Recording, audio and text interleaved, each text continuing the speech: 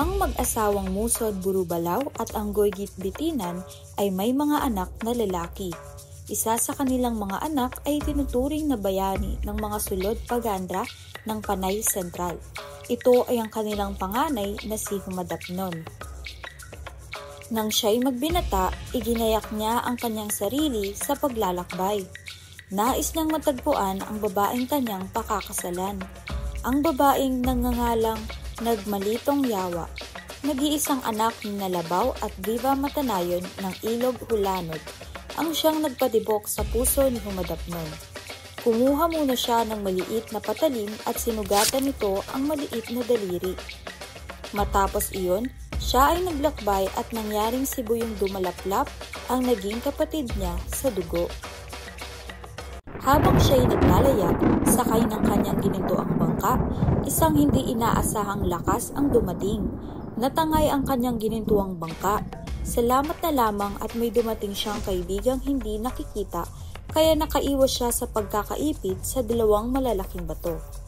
Matapos ang trahedyang ito, muling nagpatuloy sa paglalakbay si Humadapnon hanggang sa makarating siya sa dagat na ang tubig ay hindi gumagalaw, malagkit, maputik at maitim.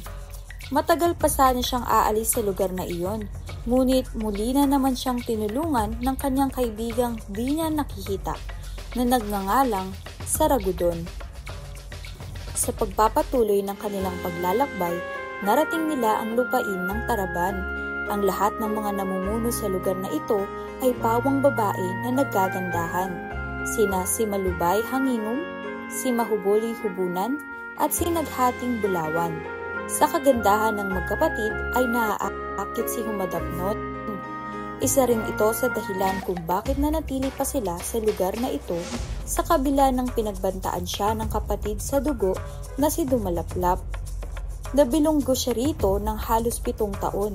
Sa kabutiang palad, may nagligtas muli sa kanya. Ito ay si Nagmalitong Yawa na matapos siyang makawala ay bigla itong nawala. Muli niyang ipinagpatuloy ang paghahanap kay Nagmalitong Yawa. Napadaan siya sa isang madilim na lupain na kinakikitaan ng mga kaluluwa ng mga ninunong yumao na. Ang lupaing ito'y nagtataglay ng 10 ilog. Lulan ng kanyang bangka, mula sa bulungunduking ito, nagkaroon sila ng paglalaban at agad naman niyang nagapi ang mga ito. Mula sa ilog na ito ay nadako siya sa ilalim ng lupa at dito'y nakasagupa siya ng isang hayop na may 8 ulo at nagapi niya ang hayop. Sa maraming taon niyang paglalakbay, narating niya ang ilog ng Hulawot at dito niya nakita si Nagmalitong Yawa. Ito'y kanyang pinakasalan. Sa gitna ng pagdiriwang, may dumating na isang grupo mula sa kalawakan. Mabilis na kinuha si Nagmalitong Yawa at ito ay napatay.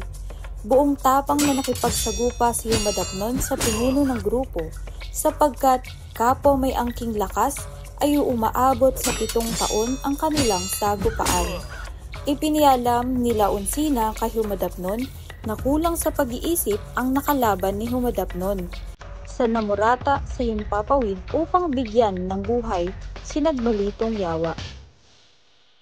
Nang muling mabuhay si Nagmalitong Yawa, ay sa kanila napag-alaman na ang kalahating katawan nito ay napangasawa ni Amurutha at ang kalahati ay napangasawa ni Humadapnon. Mula nang magkaliwanagan ay nanaig sina Humadapnon at Nagmalitong Yawa sa naging pinuno ng mga tao sa sulod ng Panay.